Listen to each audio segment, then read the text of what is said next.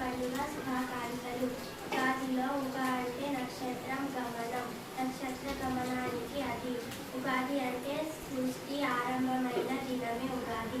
ఉగాది అంటే అందరికీ గుర్తులు వచ్చేది తెలుగువారి పండుగ. తెలుగు సంవత్సరం ఈరోజు నుంచే ప్రారంభమవుతుంది. చైత్ర శుద్ధ పాడ్యమి నాడు వచ్చేది. ఈ పర్వదినానికి ఎంతో ప్రాముఖ్యత ఉన్నది. ఈ కాలం కొత్త ఆశయాలకు సంకల్పాలకు ఆరంభం.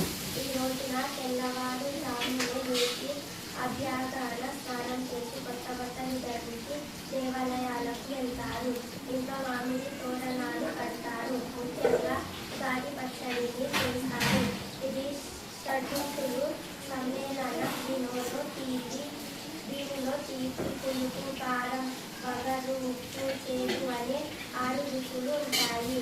ఇది జీవితం ఉడుగులతో కూడుకొని ఉంటుందని తెలుపుతాయి. ఈ పండుగను మనం ఆనందంగా జరుపుకోవాలి.